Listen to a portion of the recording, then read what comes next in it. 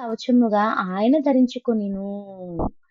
రక్షణను తల మీద శిరస్త్రాణముగా ధరించుకొనెను. ఇక్కడ 16 వచనం మనం చూస్తే, సంరక్షకుడు లేకపోవుట ఆయన చూచెను. మధ్యవర్తి లేకుండుట చూచి ఆశ్చర్యపడెను. కాబట్టి ఆయన బాహువు ఆయనకు సహాయం చేసెను. ఆయన నీతియే ఆయనకు ఆధారమాయెను.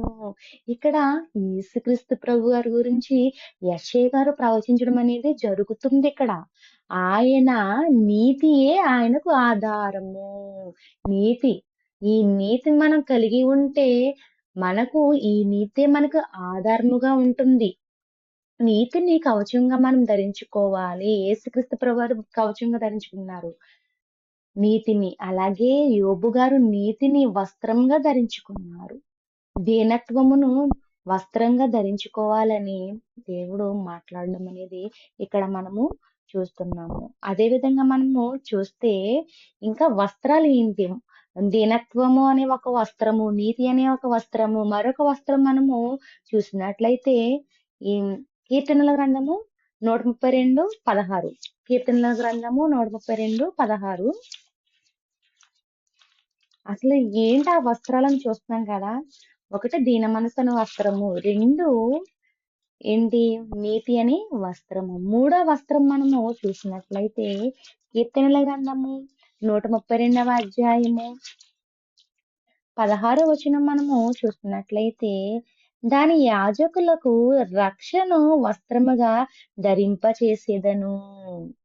ఇక్కడ రక్షణను వస్త్రాన్ని మనం ధరించుకోవాలి. మనము వాక్యం నిలిచిన మనకి ఏం కావాలి అంటే రక్షణ కావాలి. ఈ రక్షణ ఎవరి నుండి? ఎవరు రక్షిస్తారు అంటే యేసుక్రీస్తు ప్రభువారు. యేసు అనగా రక్షకుడు. ఆయనే మనలను రక్షించేది. ఎలా రక్షిస్తారంటే ఆయన వాక్యాన్ని విని ఆయన యందు మనం విశ్వసించిన నాడే ఆయన మనలను రక్షిస్తాడు. ఏంటి? ఆయన దేవుని కుమారుడని ఏ నాలుకైతే ఒప్పుకుంటుందో అందరూ కూడా రక్షించబడతారు. ఎవరి వలన అంటే యేసుక్రీస్తు వారి వలన రక్షణ అనేది దొరుకుతుంది కాబట్టి ఈ రక్షణ అనే వస్త్రాన్ని మనము ధరించుకోవాలి. అంటే మనము రక్షించబడాలి. క్రీస్తులో మనము రక్షించబడాలి అని వాక్యం అనేది మనకి సెలవిస్తుంది. అదే విధంగా మరొక వస్త్రాన్ని మనము హృదయానికి అలంకరించుకోవాల్సిన మరొక వస్త్రాన్ని మనము చూసినట్లయితే యెషయా గ్రంథము యెషయా గ్రంథము యెషయా గ్రంథము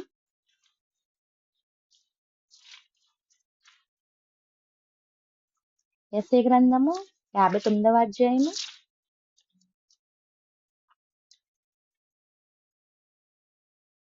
యెషయా గ్రంథము 61వ అధ్యాయము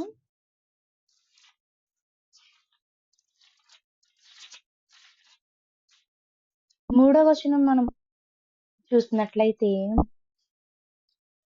సీయోనులో దుఃఖించు వారికి ఉల్లాస వస్త్రములు ధరింపచేయుటకును, బూడిదకు ప్రతిగా పూదండను, దుఃఖమునకు ప్రతిగా ఆనంద తైలమును, భారభరితమైన ఆత్మకు ప్రతిగా స్తుతి వస్త్రమును వారికిచ్చుటకును ఆయన నన్ను పంపియున్నాడు.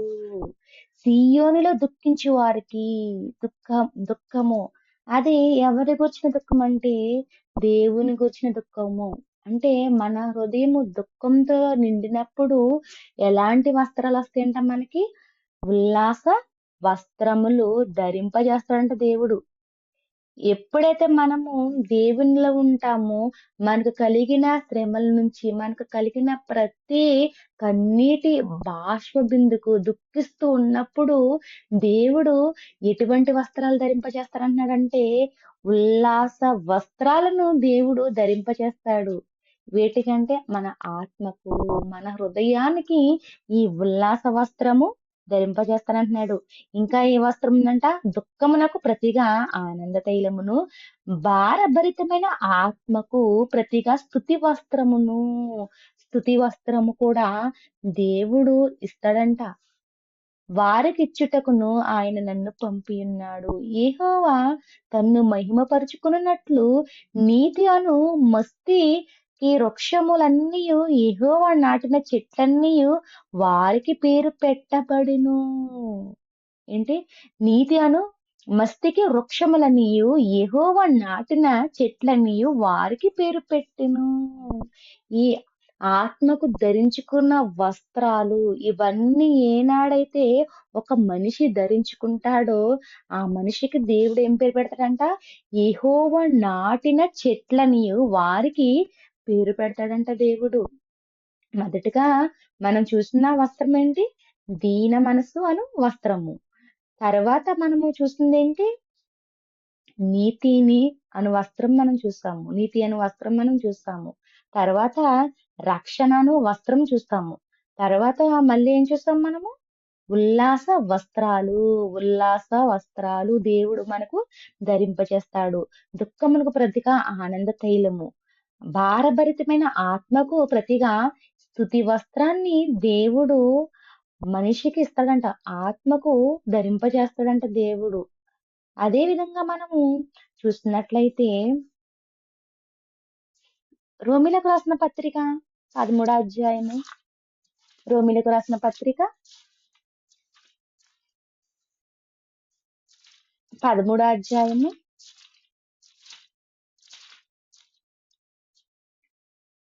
14వ వచనం మనం చూసినట్లయితే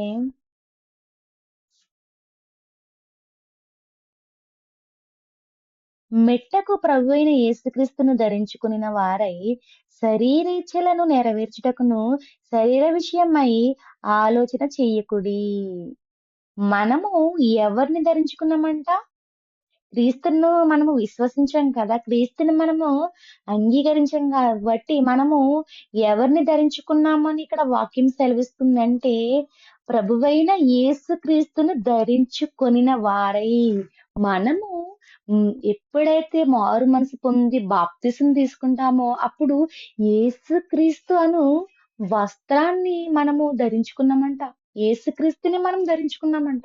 ఇక్కడ మనము యేసుక్రీస్తు ప్రభువుని ధరించుకున్నాము అనే వాక్యము స్పష్టంగా చెప్తుంది. ఇన్ని వస్త్రాలు ధరించుకున్న మనము ఎలా జీవిస్తున్నాము? ఈ లోకంలో ఇతరుల పట్ల మనము ఎలా జీవిస్తున్నాము అనేది మనల్ని మనం ప్రశ్న వేసుకోవాలి. ఎందుకంటే క్రీస్తుని మనం ధరించుకున్నామంటే మనము ఏ మనసు కలిగి ఉండాలి? క్రీస్తుకు కలిగిన మనసు. ఈ మనస్సు మనము కలిగి ఉండాలి అని వాక్యం అనేది మనకి ఇక్కడ సెలవిస్తుంది. అదే విధంగా మనము చూసినట్లయితే మొదటి పేతురు 4వ అధ్యాయము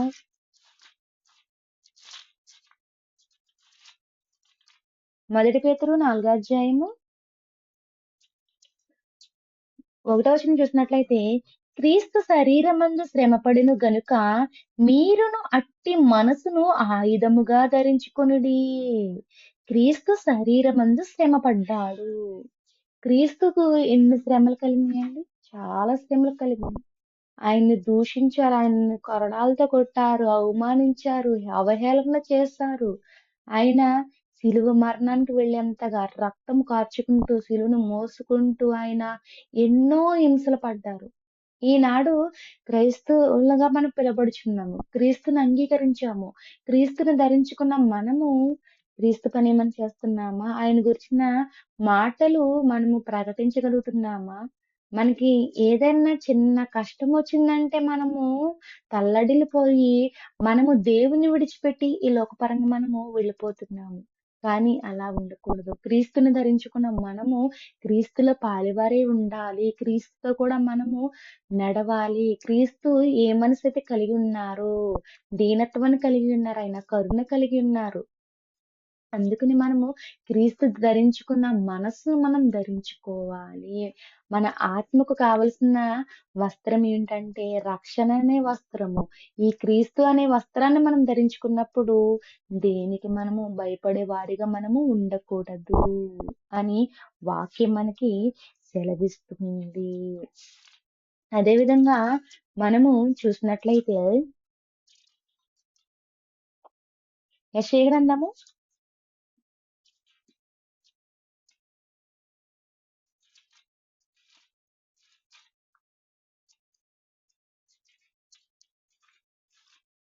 లాస్ట్ గా చూద్దామండి. యెషయా గ్రంథము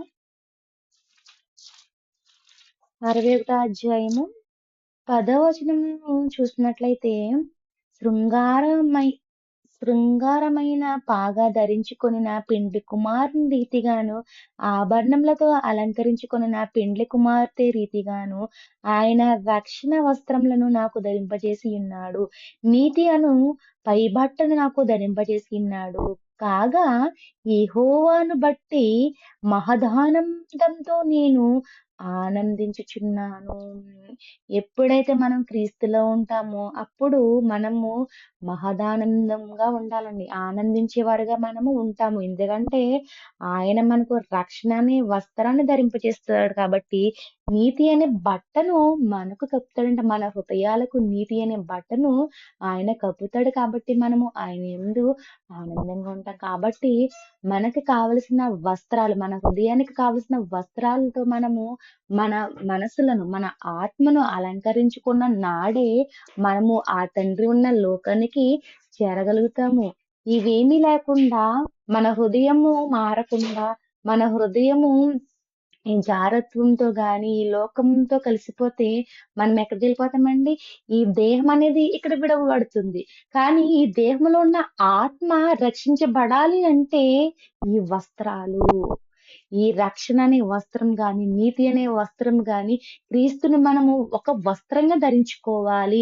ఎప్పుడైతే క్రీస్తుని మనము వస్త్రంగా ధరించుకుంటామో అప్పుడు ఆ తండ్రి ఉన్న లోకానికి మనం వెళతాము అని దేవుని వాక్యం సెలవిస్తుంది కాబట్టి, వాక్యానుసారంగా మనము ఇక నుంచైనా మనము జీవించాలి.